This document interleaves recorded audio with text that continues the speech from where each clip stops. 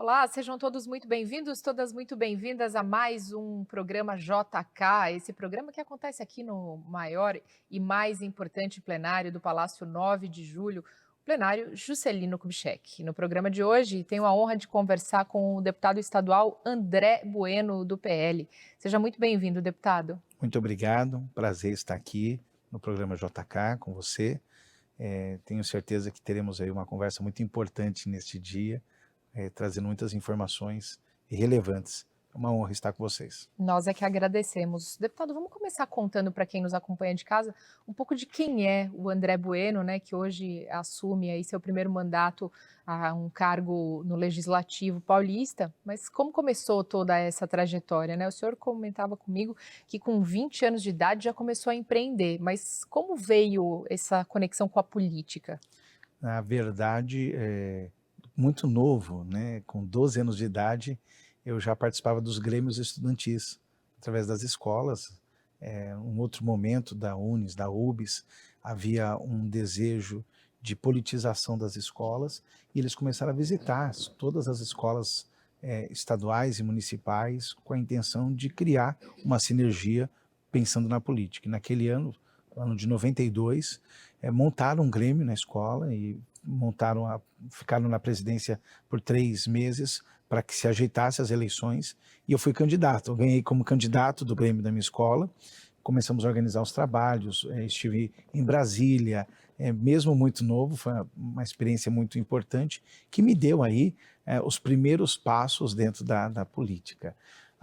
Depois disso, quando eu saí dessa escola que eu migrei, não me envolvi mais no Grêmio, até porque os tempos eram mais difíceis por conta do trabalho, né? Eu sempre morei muito distante das regiões que eu trabalhava e estudava mais distante ainda. Então acabei não conseguindo dar continuidade, mas anos depois a gente começou a se envolver novamente na política através do movimento que eu faço parte, que é o movimento de igreja, e sempre apoiando, buscando caminhos na política, parcerias, sempre presente em todas as eleições, mas nos bastidores, né? Atuando mais como organizador, mais com as informações, e também muito no terceiro setor, buscando parceiros e parcerias para fortalecer, através das políticas públicas, algumas associações e comunidades que a gente atende há muitos anos. Comecei a empreender muito cedo, uma oportunidade grande que eu tive de abrir o meu negócio, abrir minha empresa, e nós sempre tínhamos um braço social voltado a ajudar as pessoas, e como todo mundo ligado ao social, você começa a se sentir muito limitado, dizendo que não, chega um momento em que, seja por recursos próprios ou por parceiros, existem limites.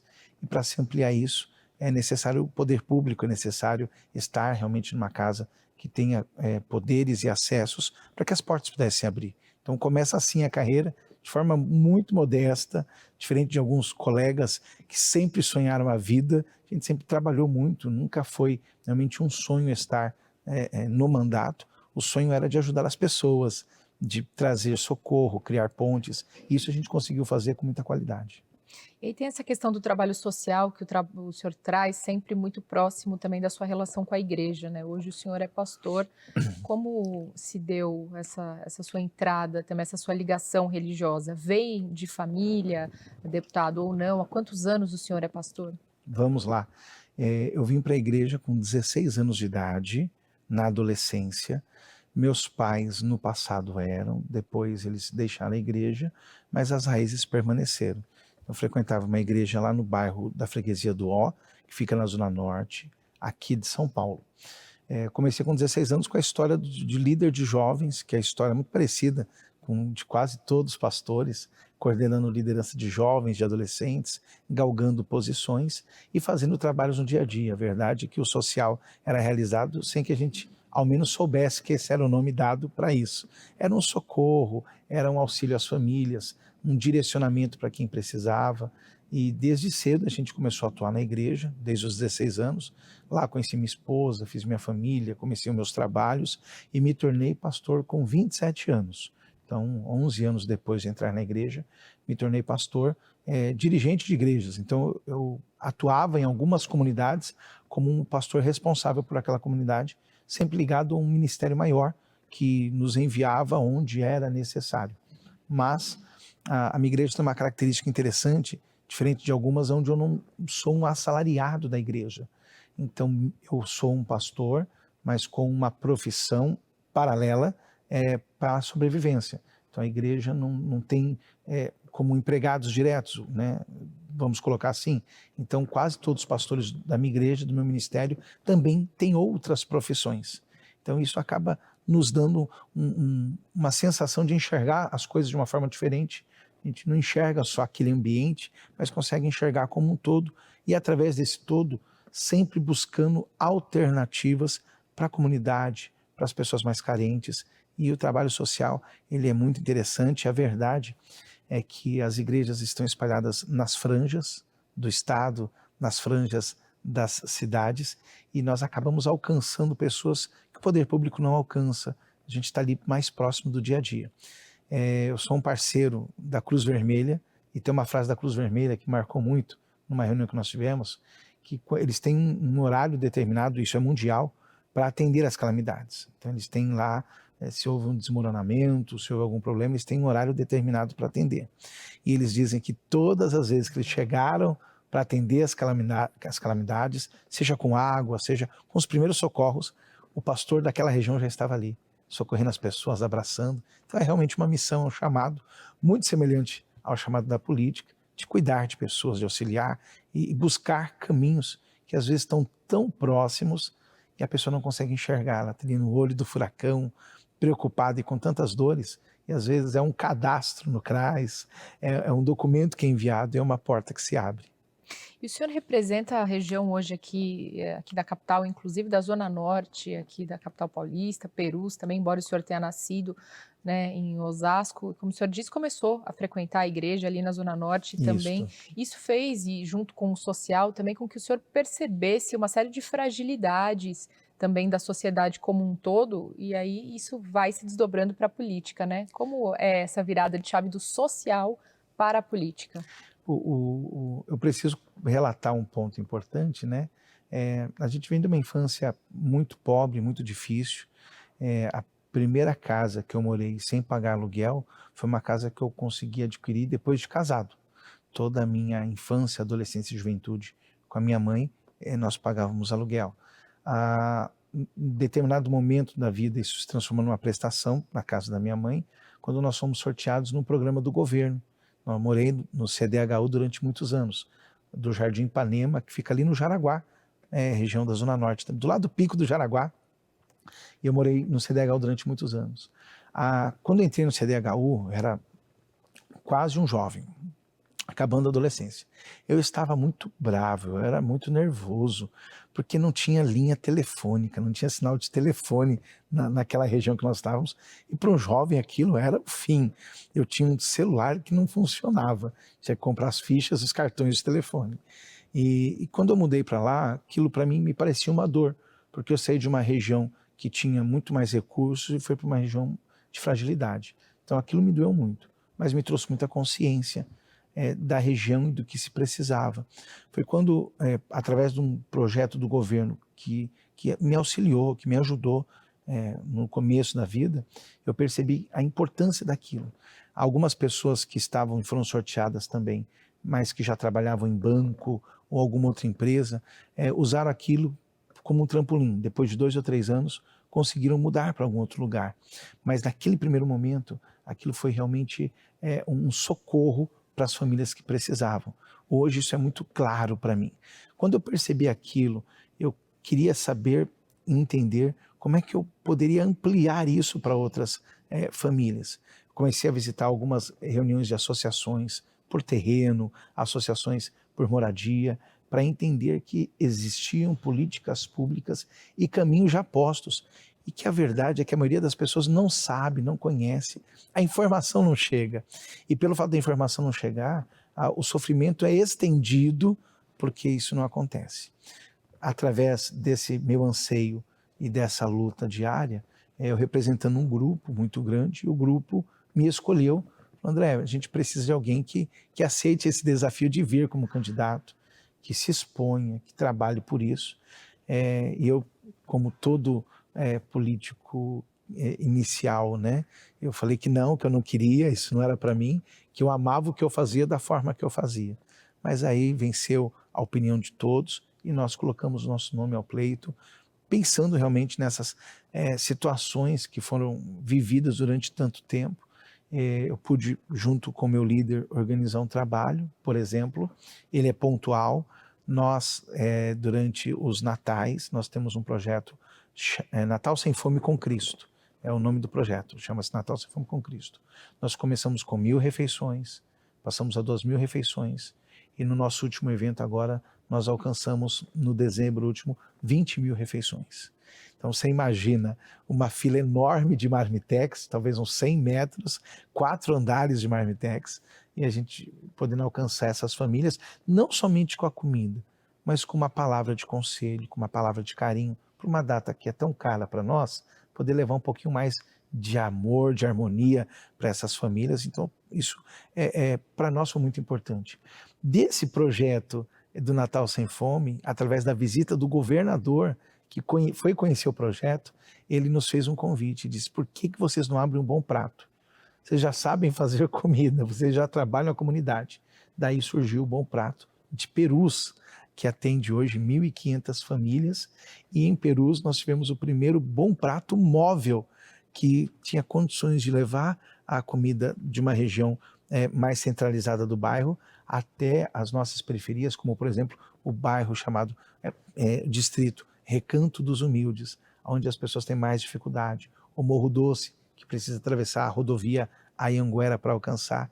Então, dessas dores do dia a dia, nasce o desejo da política e de criar situações para que as pessoas pudessem realmente ser atendidas. E quase todas as bandeiras que eu carrego, os projetos de leis, quase tudo nasce realmente dessa convivência que a gente tem e do desejo de fazer mudanças. É muito engraçado e às vezes as pessoas acham que o poder do deputado é muito maior do que né? As pessoas acham que a gente vai resolver todos os problemas do mundo, mas é muito bonito quando você recebe um pedido de ajuda legítimo, de alguém que não está pensando apenas no seu momento, mas pensa como um todo, como construir a mudança. Então isso é muito bom. Então eu agradeço muito aos professores que eu tive, aos meus pastores, aos meus mentores, que foram trazendo informações para a gente poder viver esse momento e no mandato buscar algo que seja relevante, né? Porque as pessoas precisam de tudo e a gente tem essa missão de fazer essa conexão entre o legislativo com o executivo para que eles sejam realmente alcançados. E aí, falando das ações sociais também, desse trabalho social que o senhor faz, muito focado, a gente conversava nos bastidores, principalmente na região de Cubatão e Francisco Morato. O senhor comentou, né, sobre essa questão da distribuição das marmitas, por exemplo, mas o trabalho social se estende para diversas outras áreas também. Nossa organização, ela passa por um formato interessante. Primeiro, quando a gente fala das igrejas, você imagine que uma igreja, ela é ali na franja um ponto de refúgio e um ponto de alternativa para todos. Teve uma situação importante, a gente estava numa igreja e havia um problema muito sério de desemprego, não tínhamos muitas opções ali, e nós começamos um movimento de buscar alternativas, de ligar para empresas, de tentar um caminho. Chegou um moço e foi nos visitar. Ele era da Rodoban, Vioeste, aquele grupo que controla os pedágios. Passou na igreja, pediu para me conhecer. Por ser empresário, as pessoas falavam: conversa com o André, talvez ele tenha um caminho. E ele me procurou dizendo: estou preocupado, pastor. Nós estamos numa região muito complicada aqui da rodovia Anhanguera e a gente não tem como contratar pessoas, porque é um ponto distante. Então, dependendo da forma, do lugar que a pessoa mandaria o seu currículo, ela teria que mudar. E essa mudança seria difícil. O custo não entra dentro daquilo que era o gasto. E eu disse: você não está entendendo. Em todos os lugares, todas as praças de pedágio que você precisar, eu tenho alguém que mora em até 2 quilômetros, que é uma distância muito perto. E ele blefou comigo, achando que não seria verdade o que eu estava falando. Independente da igreja ser do meu ministério ou não, nós temos comunhão e contato. Então, o que eu fiz? Nós pegamos algumas igrejas da região da Baixada, que estavam no raio de 2 quilômetros e indicamos. Foram quase 80 indicações que deram certo como emprego de uma empresa que estava contratando um RH pagando caríssimo, sem solução. Então essa ideia de estar nas pontas é um social muito ativo, buscando sempre oportunidades. Nós temos um plano de trabalho constante que é de arrecadação de alimentos. Em média, uma igreja pequena, que tenha 100 membros, uma igreja pequena, ela ajuda de 15 a 30 famílias por mês. Então, uma igreja pequena, com 100 membros, ela ajuda de 15 a 30 famílias por mês. Em algumas reuniões nossas, a gente tem arrecadações constantes. Então, a ideia dos trabalhos que a gente faz quando tem o período do frio, quando tem o período do inverno, aquilo para nós é constante. Não é uma campanha que se inicia, nós já estamos fazendo. Neste momento, quando a gente está vivendo as dores do Rio Grande do Sul, por tudo que aconteceu, a igreja já está organizada e o nosso grupo em Rio Grande do Sul, a nossa igreja em Rio Grande do Sul, já virou um centro de distribuição e de acolhida para o bairro onde eles estão adaptados. Sem falar com o prefeito, sem falar com o governador, sem falar com o vereador. Então já é uma máquina que se retroalimenta com uma ajuda constante. E isso se torna muito comum. Cada ponto desse acaba sendo um ponto de socorro. E aí a gente tem realmente uma cadeia de defesa muito grande, defesa alimentar, de defesa da mulher, que se opera através dessas pontas. Então é um trabalho muito ativo. E aí toda essa sua experiência, né, histórico também culmina em algumas bandeiras que o senhor tem trazido aqui para a atuação do seu mandato, como por exemplo a defesa da família, combate à violência contra a mulher, a educação, né, e também saúde, voltada principalmente para jovens, adolescentes e também o empreendedorismo. Correto. Né? Então, como essas bandeiras têm sido articuladas? O senhor é recente, né, aqui na Assembleia Legislativa do Estado de São Paulo. Como tem sido esse aprendizado? A curva de aprendizado é muito rápida, porque a casa é muito dinâmica, né? Não dá tempo, ninguém vai te contar onde fica o café. Você vê alguém saindo com o café na mão, então você vai lá e busca o café. É muito bom estar aqui com os meus companheiros. Fui muito bem recebido pela casa, alguns realmente com um carinho extraordinário. Tenho alguns amigos deputados, então, que já são amigos da minha vida, inclusive de igreja, que foram líderes junto comigo na adolescência. Então, encontrar com eles aqui realmente é um fato muito bom. Antes de apresentar todos os projetos que eu tinha, eu fiz um levantamento na casa para ver se não tinha alguma coisa muito próxima que eu poderia ajudar. Né? Sem a vaidade de ser meu, eu quero que funcione, eu quero que o Estado funcione. Então, 2 projetos ficaram parados, porque já havia algo muito semelhante na casa e eu entendi que eu poderia fazer parte para que esse processo tivesse celeridade. Foi assim que eu entendi.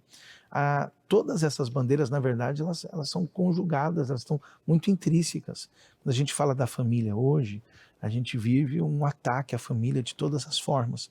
E os mais atacados são as nossas crianças, com acesso irrestrito às redes sociais, que faz com que o consumo de pornografia aumente muito, que causa um avanço nas etapas que seriam naturais e assim começa a gerar distúrbios, trazendo para nós pessoas doentes, de uma sociedade doente e de uma família doente, que adoece quem está do lado.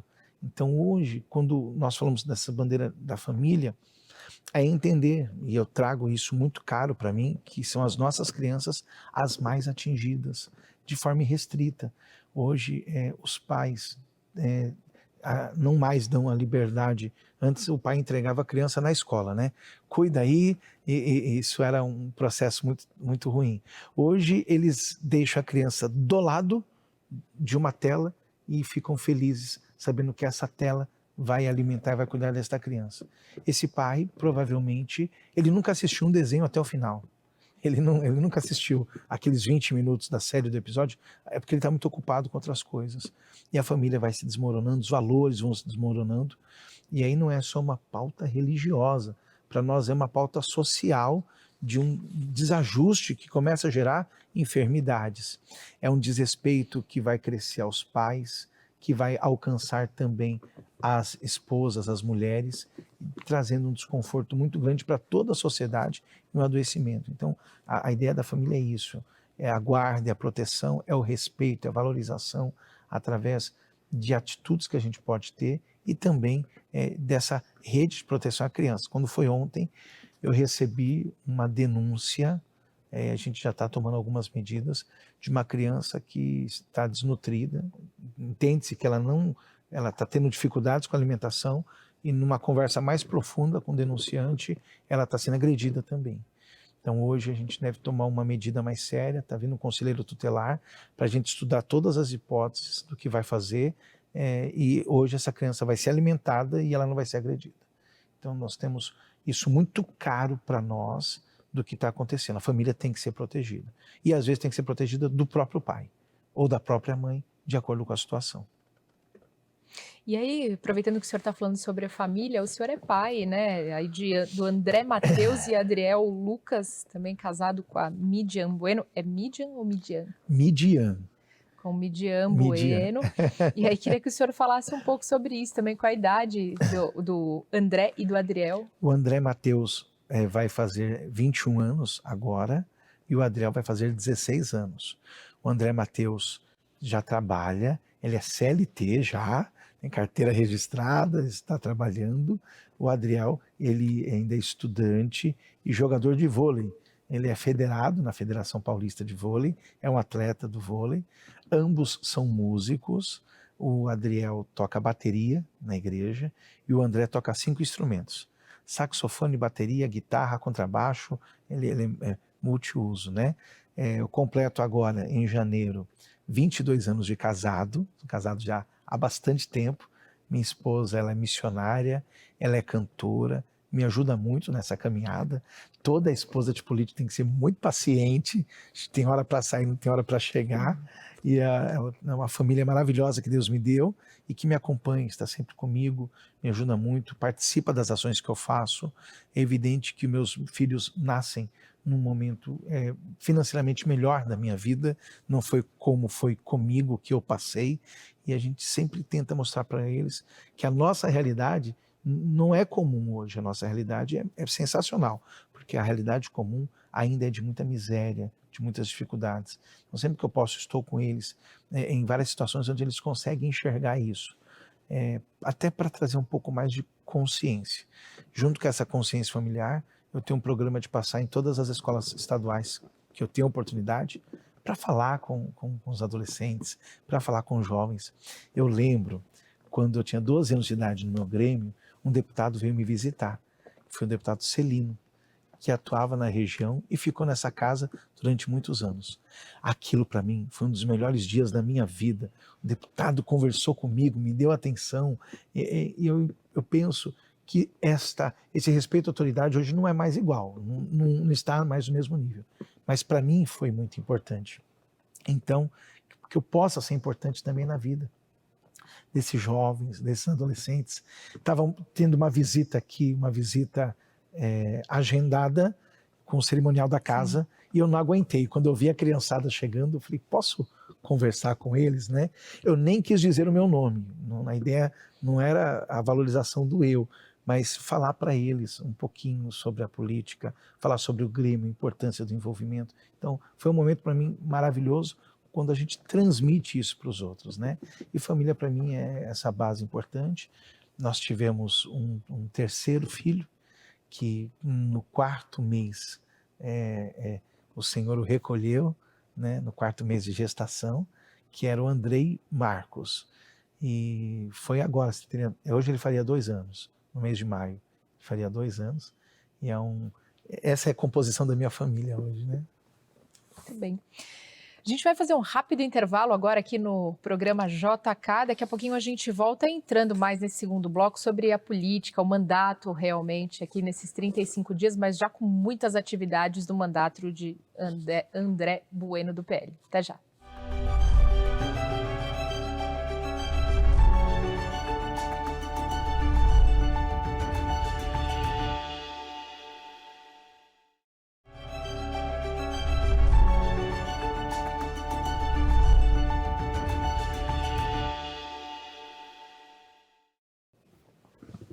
Estamos de volta com o segundo bloco do programa JK, direto do plenário Juscelino Kubitschek, no Palácio 9 de Julho. Hoje estou na companhia do deputado André Bueno, do PL, mais uma vez agradecendo demais a sua presença, deputado. Obrigado, um prazer estar aqui para compartilhar essas informações tão importantes dessa casa e fazer com que essa TV cresça cada vez mais e alcance, né, as nossas escolas, os nossos professores. É de vital importância que todos saibam o que está sendo falado aqui. Nós é que agradecemos. E aí no primeiro bloco a gente contou um pouco do André Bueno, né, um pouco da trajetória da pessoa, né, do homem, como então o senhor chegou até aqui. E agora 35 dias no maior parlamento estadual da América Latina, mas já com uma série de trabalhos, um trabalho bem intenso, digamos assim. O senhor, inclusive, já é coordenador de 2 frentes parlamentares aqui da casa, uma delas com mais de 40 assinaturas, a Frente Parlamentar em Defesa do Movimento Cristão de Conscientização Política. Vamos começar por esse. Ok. E só para que as pessoas saibam, criador, também coordenador da Frente Parlamentar São Paulo-Japão. Muito bem, né? A Frente Parlamentar é um mecanismo fantástico, apartidário, que permite com que as ideias sejam muito bem direcionadas. É realmente algo que para nós é muito importante. Quando eu falo da Frente Parlamentar do MCCP, que é a nossa sigla, o Movimento Cristão de Conscientização Política, nasce de uma dor, de uma necessidade muito grande, quando nós começamos a fazer trabalhos nas igrejas, nos ambientes, nos lugares onde nós temos acesso às pessoas. E durante muito tempo, no meio em que eu convivo, falar de política era algo que causava estranheza. Entendia-se que, até por um erro histórico, aí a gente pode lembrar, quando eu falo do erro histórico, lembrar do período da Inquisição, lembrar de um passado remoto, onde a religião não podia se misturar com a política. Isso era um fato, isso era, nós entendemos e não questionamos. Houveram erros históricos gravíssimos. A história já provou isso. E com o passar do tempo, a igreja se distanciou, principalmente a igreja evangélica, desse canal que é tão importante, que é a política. Quando nós criamos esse movimento, e o movimento, primeiro ele nasce nas ruas, nasce em casas, nasce em igrejas, foi para trazer a importância dessa conscientização. Então, se eu não sei do que eu estou falando, eu não tenho autoridade para falar. Eu não posso falar nem que eu gosto, nem que eu não gosto. Vou dar um exemplo bem simples. É aquela criança que você oferece alguma coisa para ele comer, ele fala, não gosto. Aí você faz a segunda pergunta. Você já experimentou? Não, mas eu não gosto. Então, a política se tornou ácida para o paladar de muitas pessoas. A ideia do movimento que reúne pessoas de diversas religiões, é poder trazer essa conscientização cristã, que qualifica o voto, que melhora a postura, que faz com que as minhas ideias tenham que ser mais claras, e eu não preciso gritar, eu não preciso falar alto, eu tenho que falar com consciência e tratar os pontos da forma que é necessário. Então a minha ação, através dessa frente parlamentar, é levar para todas as câmaras, levar para os municípios essa frente de forma mais ampla, para que essa conscientização chegue em cada um dos lugares. Hoje, por exemplo, a gente usa os termos como curral eleitoral, como os espaços de poder que às vezes são perpetuados por gerações. E isso não acontece de forma orgânica. Acontece porque muitas pessoas boas não querem se envolver. Então, nosso grande desafio é trazer novas pessoas que venham conhecer, que venham debater, ainda que a ideia seja contrária, não há problema nenhum nisso, isso é legítimo, isso é bom para o nosso movimento democrático, mas passa por um processo de conscientização, e é o que a gente não vê hoje. Pode, não pode, mas o porquê não? Não dá mais para a gente determinar dessa forma. Fiquei muito feliz pela quantidade de assinaturas, são 40 assinaturas na casa, me senti assim, muito acolhido pelos meus pares, por entenderem da importância. E alguns me procuraram dizendo qual a ideia. Então nós vamos ter um evento agora para trazer professores, trazer médicos, trazer as pessoas que são ligadas ao movimento evangélico, para poder ensinar eles como em seus nichos de trabalho esse movimento de conscientização deve acontecer, através de palestras, através de algumas reuniões de meeting, e ampliar isso para poder ter em cada casa um membro desse trabalho que é tão bonito, e aí sim, com consciência, a gente consegue ter uma postura diferente. Então, o movimento de conscientização tem essa característica de levar isto. Segundo ponto no movimento que para nós é muito importante, que é a nossa bandeira contra o abuso infantil. E esse é um tabu que a gente vive de muitas formas, que é o tabu do silêncio, das pessoas que não querem se manifestar. E uma das razões da pessoa não se manifestar é justamente pelo medo que ela tem da repercussão, do que vai acontecer. Então é mais fácil ficar quieto, fingir que nada aconteceu. Isso é uma falta de consciência. Então nós queremos atacar esses pontos para que as pessoas possam ser motivadas a falar, a se manifestar da forma correta, nos canais corretos e avançar naquilo que precisa. Então essa frente me trouxe muito orgulho, uma alegria muito grande. E aí tem outra frente que nós comentamos, da qual o senhor é coordenador também, que é a criação da Frente Parlamentar São Paulo-Japão. Como se deu essa criação? E também o senhor me contava nos bastidores que tem muito a ver, inclusive, com o seu trabalho, né, Sim. como empresário, como empreendedor. E é totalmente antagônica, né? Você olha para uma, parece que está em áreas diferentes.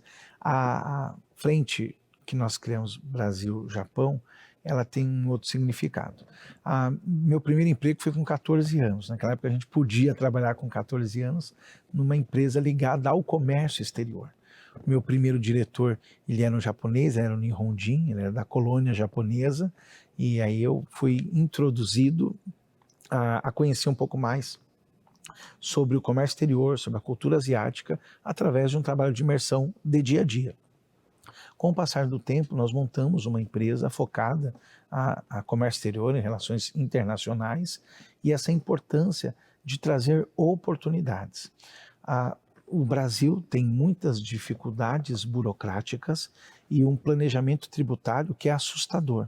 Explicar a forma como os nossos impostos são pagos para uma pessoa da Europa, do Japão, de outros países, é realmente um desafio muito grande. Não basta só escrever, você tem que desenhar, pintar de várias cores, e quando isso passa por uma tradução, aí fica mais difícil ainda, né? A verdade é que alguns nem nós conhecemos como funciona, você imagine as pessoas dos outros países. Então, a minha missão é trilhar um caminho de exemplificar como funciona e ajudar o empresário que está vindo investir no Brasil a não errar. De que forma ele não erra? Seguindo totalmente os restritos da nossa legislação, explicando ponto a ponto a forma que deveria ser feito. Com essa bagagem de comércio exterior, eu vim para casa e aconteceu um fato muito interessante. Eu assumi no mandato numa quarta-feira e na quinta-feira eu viajei para o Japão. Eu já tinha uma viagem organizada de 15 dias e não tinha mais como desmarcar porque as reuniões já estavam marcadas, estava tudo posto. Então pedi licença na casa e fui fazer minha viagem.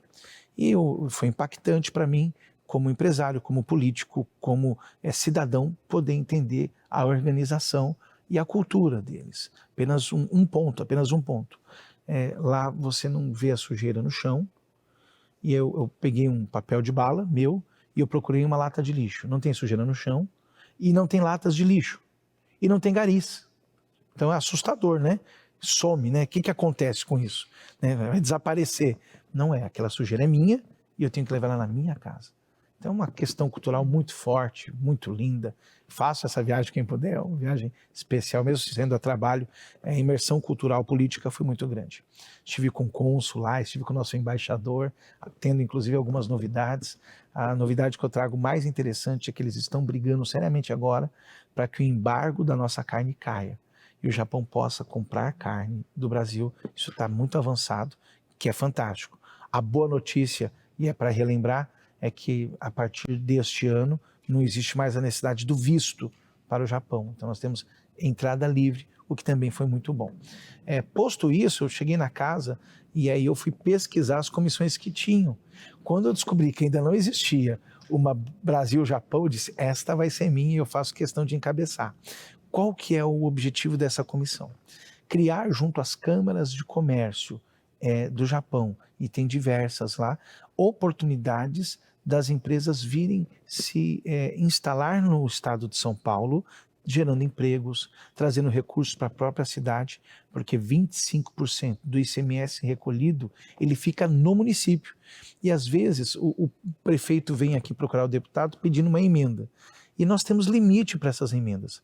Só que não tem limite para o faturamento que uma indústria vai trazer. Então é muito mais inteligente a gente gastar tempo e forças trazendo oportunidades que vão gerar empregos para aquela cidade, que aí não tem como não dizer. Para mim, o maior trabalho social que existe é conseguir um emprego para uma pessoa, a sua independência financeira, e ela não quer pegar a cesta básica, ela não quer pegar o gás, ela não quer ir na igreja pedir, ela vai ter o maior prazer de o dia que ela estiver bem ir lá e levar cestas que ela quer ajudar a família e a casa que um dia ela foi ajudada.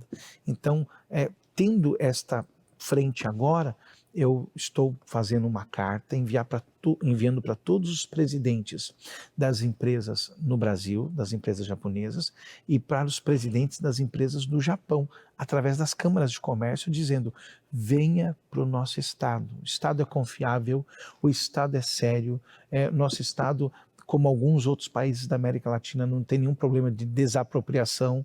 Então, quero mostrar que o Estado é parceiro e que nós precisamos desses investimentos aqui, né? O Brasil inteiro precisa, mas no meu caso eu preciso direcionar para onde nós temos mais acesso.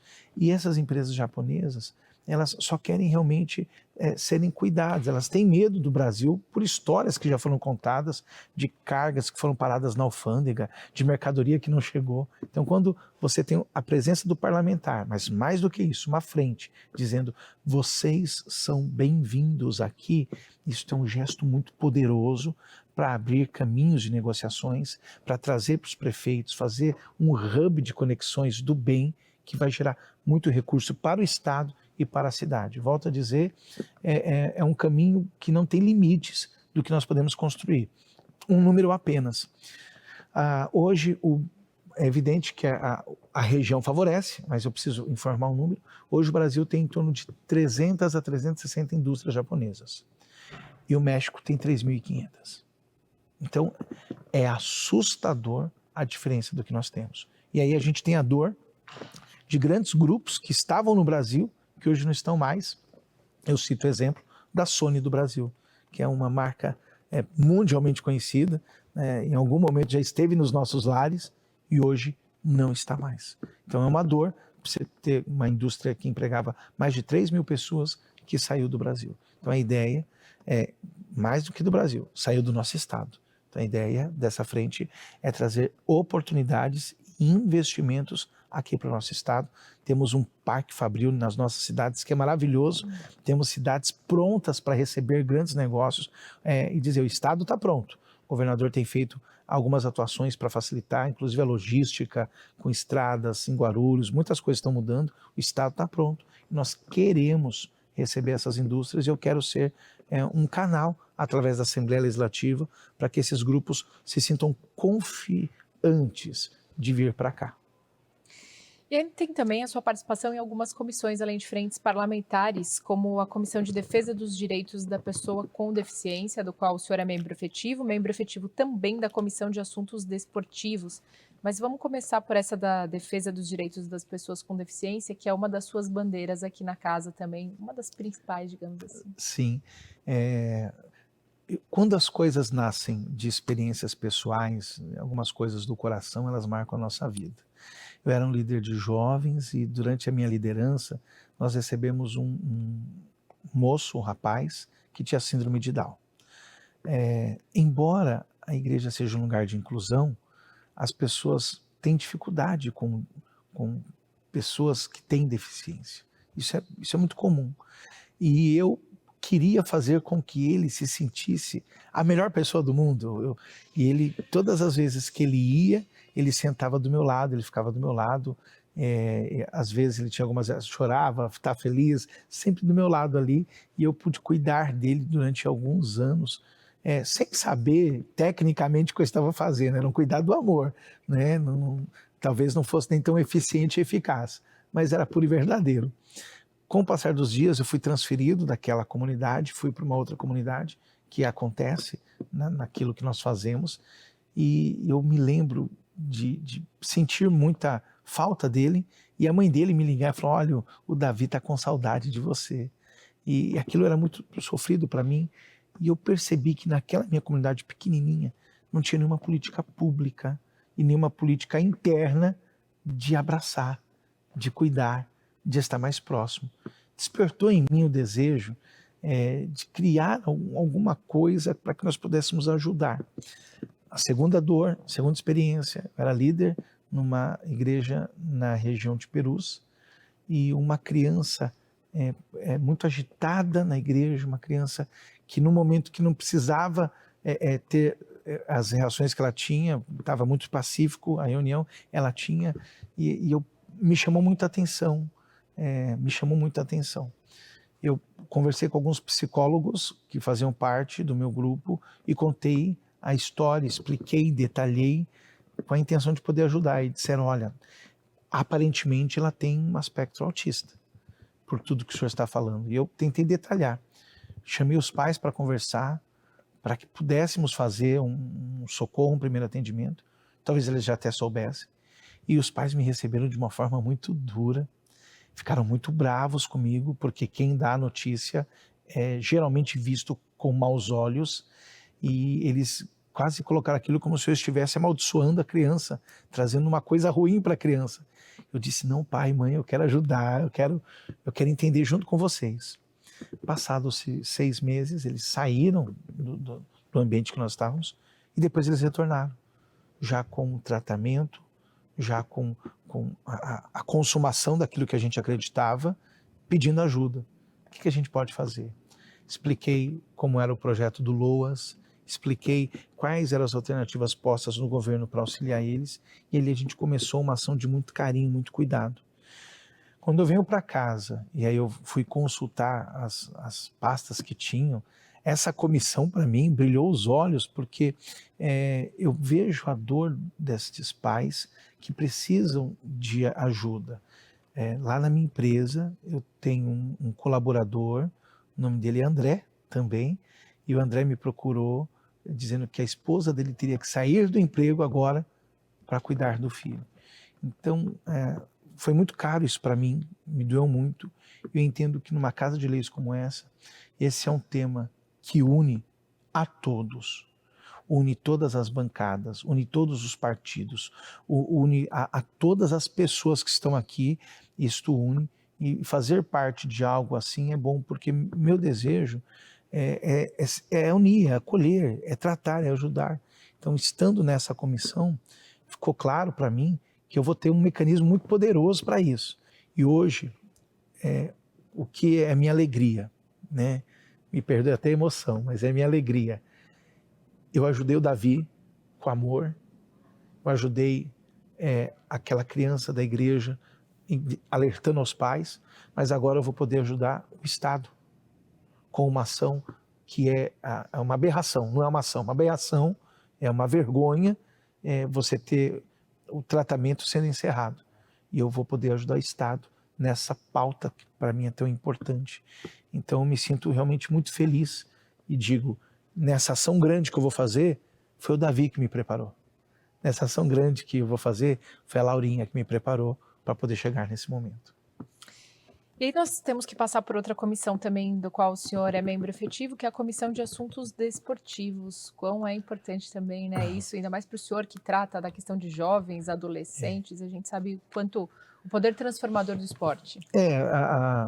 Eu posso dizer que eu faço parte de algumas agremiações, e eu faço parte de uma delas que é uma academia de tênis de mesa, que já tem um projeto social há mais de 20 anos, cuidando de crianças através do tênis de mesa. Gente, né, fica a dica, né? O adolescente e o jovem tem muita energia. A gente tem que canalizar essa energia em algum lugar. E se você puder trocar uma tela por um instrumento musical, trocar uma tela por uma raquete de tênis de mesa, trocar uma tela, isso muda a vida desta criança e desse adolescente por algumas ações. Primeiro, pelo entendimento de sociedade. Ali você está num grupo, você participa. Às vezes o jogo ele leva alguns minutos, mas o treino leva horas. para se alcançar aquilo, né? É como um nadador que vai bater um recorde em 50 segundos e ele nadou 8 horas de treinamento por dia durante 8 anos para poder alcançar. Então essa ideia de autoridade, de respeito ao próximo, no esporte isso é muito importante. E com essa moçada que eu tenho, com um grupo de adolescentes e jovens, a gente sabe que isso traz, para alguns, até qualificação, mas para todos, uma ideia de regularidade. Hoje, o atleta, ele foge das drogas, o jovem atleta ele se distancia das drogas, ele busca um alto rendimento de outras formas. Quando a gente tem esses exemplos, isso é muito importante para nós. Até porque as áreas que eu mais atuo são periferias. E falta na periferia esses equipamentos públicos com mais qualidade. Eu me lembro de quando saíram algumas quadras, alguns projetos específicos que não deram continuidade. Então a gente quer dar continuidade, que esses espaços sejam bem utilizados, que as crianças tenham acesso a eles sem que ninguém controle de forma errada. Então eu estou na periferia, existem equipamentos públicos que dá a impressão que tem dono, não pode, tem que ser aberto a todos, e que nós possamos fazer essa fiscalização, e para eles é maravilhoso ter essa motivação da alternativa. Então, de sair da escola e poder participar de algum projeto. Temos alguns amigos no karatê, no jiu-jitsu, que já têm trabalhos de mais de 20 anos, com grandes resultados, até com medalhas, com vitórias, mas para mim a maior vitória é esta criança, esse adolescente não estar na biqueira, essa criança, esse adolescente não estar na rua. Estar na rua no meu tempo era muito fácil, não era um problema estar na rua, era bom, era o meu lugar de lazer. Hoje não é mais. Então a gente tem que afastar essas crianças ocupando-as. É uma ponta importante, precisamos investir muito mais em esportes. Temos uma secretária muito séria, que tem feito um trabalho muito bonito, e cabe a nós entender essas fragilidades e levar alternativas. Então, essa comissão, para mim, é bem especial por conta dessa juventude que a gente milita. Deputado, como eu falei, são só 35 dias por enquanto, mas um mandato muito ativo, como a gente tem visto, inclusive aí na criação de projetos de lei. E a gente tem que falar de um projeto de lei voltado, inclusive, para os profissionais da segurança aqui do Estado de São Paulo, policiais, militares, civis e da Polícia Penal também. Isso. Que é o projeto de lei de sua autoria 0365 de 2024, que autoriza, então, a criação de um programa estadual de enfrentamento aos danos psicológicos. A gente sabe que esses índices de suicídio, por exemplo, entre profissionais de segurança, têm aumentado e não é de hoje, né? Essa é uma triste realidade. Eu estive com uma delegada a esses dias, e a gente buscando algumas informações, a gente participou de um podcast, e ela apresentou para mim 3 grandes problemas ligados à Polícia Civil especificamente, tá? O primeiro grande problema seria a falta financeira, a falta dos recursos, né, do salário. O segundo grande problema é o efetivo menor, que para eles é muito caro ter poucos homens para trabalhar. E o terceiro grande problema que ela identificou é justamente a falta de cuidados pela salubridade que eles enfrentam hoje. Então, qual foi o desejo que nós tivemos? Uma vez que a cada ocorrência este agente de segurança ele corre riscos, ele é colocado sob pressão intensa, e a gente sabe de como é difícil isso. Aí nós temos diversas histórias, o suicídio se tornou uma marca, inclusive o Maio lembra muitas coisas disso. Nós criamos um projeto de lei que sugere ao Estado um cuidado a cada ocorrência. A cada tipo de ocorrência, esse policial receberá um percentual do salário dele como acréscimo, para que ele tenha condição de se cuidar. A ideia é que ele passe a ter acesso a um psicólogo, em alguns momentos a remédios, né? Gostaria que não fosse necessário, mas hoje a ocorrência traz isso, a remédios e a cuidados com a família. Então, dependendo do nível da ocorrência, é um percentual do salário dele que vai ser colocado para que ele possa ter esse subsídio para a manutenção do trabalho dele. Hoje, nós vemos uma polícia incrível, mas também adoentada, né, que passa por problemas psicológicos seríssimos. E nós temos a responsabilidade de cuidar desses cuidadores. Infelizmente, hoje as pessoas se distanciam da polícia, eu quero elas longe. Eu, muito pelo contrário, se eu vejo um policial perto, eu me sinto seguro. Eu sei que naquele momento a chance de ter qualquer ocorrência ali é muito pequena, porque você tem a presença da polícia.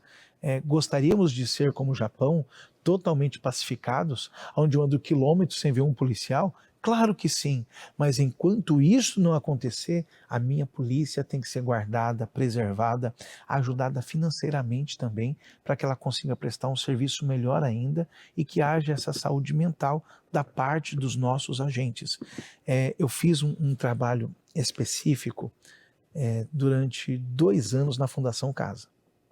Como eu já cuidava de adolescentes, eu fiquei curioso para saber como seria na Fundação Casa. E aí eu fui trabalhar como capelão, voluntário na Fundação Casa. Nos primeiros dias eu ficava só olhando, né? Deixa eu aprender como é que funciona aqui. E tinha um lugar da reunião. Os meninos participam da reunião se eles quiserem, os que não quiserem ficavam do lado de fora. Eu, por opção, não ficava na reunião. Ficava do lado de fora para tentar fazer 1 a 1 com algum menino que estivesse ali perto. E um dia tinha um moço alto, talvez 1,80 m, 15 anos, mas bem alto. Ele estava jogando xadrez. Nessa que ele estava jogando xadrez, eu olhei e falei, posso jogar também? Ele não respondeu, só estendeu a mão, pediu que eu sentasse. E eu não sou um xadrezista, eu não sou um jogador. Eu conheço a regra. Cavalo Andiele, o bispo, pronto, eu conheço a regrinha ali. E eu sentei com ele, para mim foi uma brincadeira, um momento de lazer, até para me aproximar dele. Não deu 10 minutos, ele ganhou de mim, checkmate. Rapidinho, ganhou de mim. Quando ele ganha, que dá o checkmate, ele se transforma, fica nervoso, bate nas pedras, levanta e vai embora. Aí eu já tinha recebido uma instrução que qualquer reação dessa não vai atrás. Deixa a pessoa se recolher, é o direito dele de sair, de se recolher. Eu juntei as peças, pus ali e confesso que eu fiquei sem saber. Primeiro que eu fui uma boa companhia, segundo que ele ganhou de mim, ele tinha todas as razões para ficar feliz.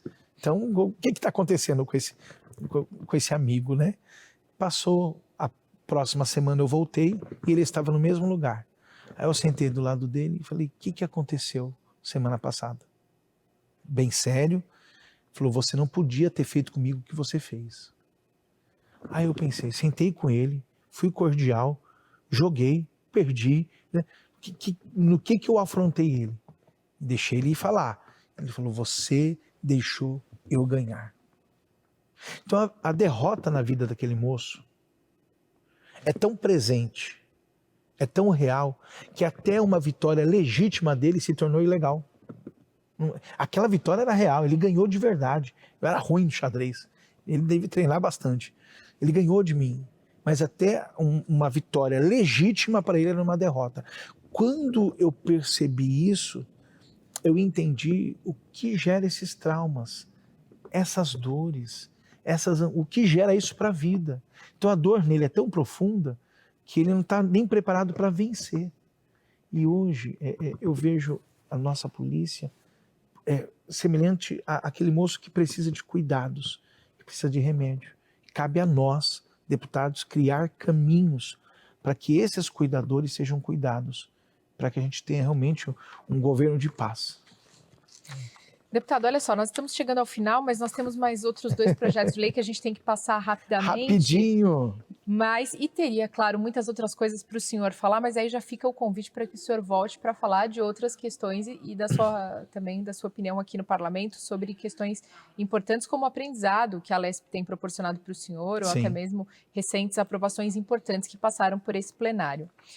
O senhor também é autor do projeto de lei 0364, que reconhece a pessoa com doença rara como pessoa com deficiência, que é o que um outro assunto do senhor, uma outra pauta que nós falávamos há pouco, e ainda o projeto 0339, que autoriza o Executivo a criar o protocolo Bullying Não é Brincadeira. Mais uma questão voltada também aí ao encontro dos jovens, a gente sabe o quanto essa tem sido uma temática séria. Vou tentar resumir, né? Referente ao protocolo das doenças raras, vem da seguinte dor.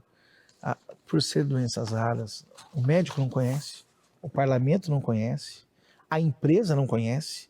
Então você tem um grupo da sociedade muito grande que vê aquilo como algo estranho e tenta, cria uma mística, inclusive, sobre estas pessoas. Se nós compreendermos que estas pessoas, portadores de doenças raras, se enquadram como deficientes, nós abrimos um leque de oportunidades e alternativas para que eles sejam cuidados também.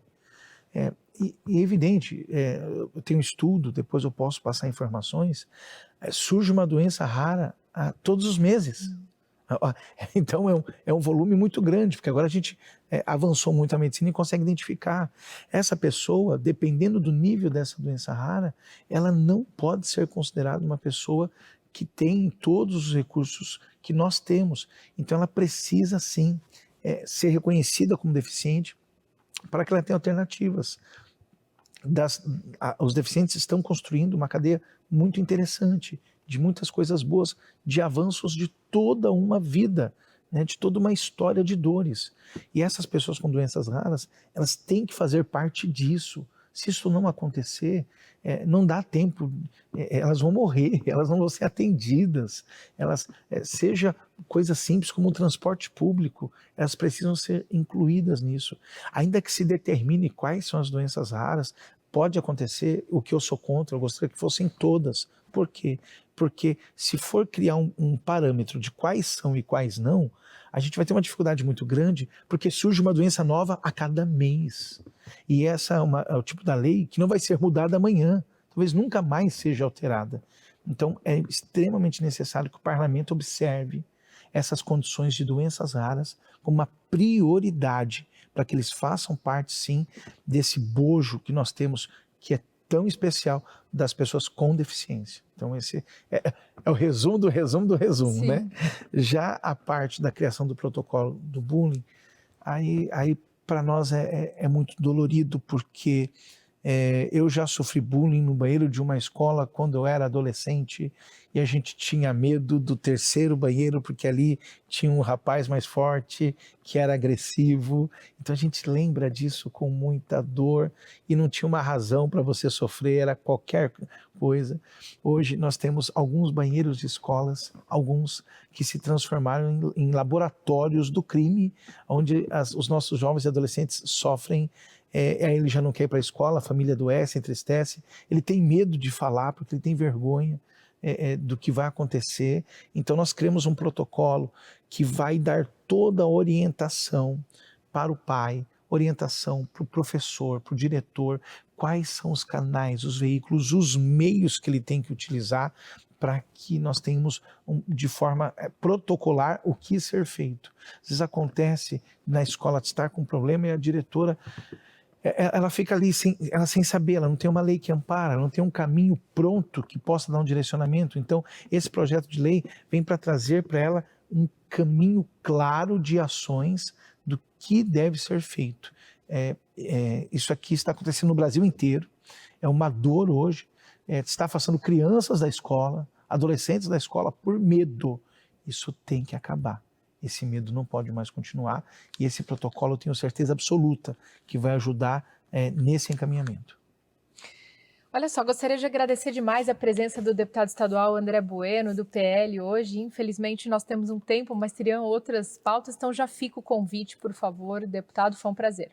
Muito obrigado a você pelo carinho, a toda a TV Alesp por estar fazendo um trabalho maravilhoso. Hoje eu já acompanhava a TV, agora eu conheço ela de perto.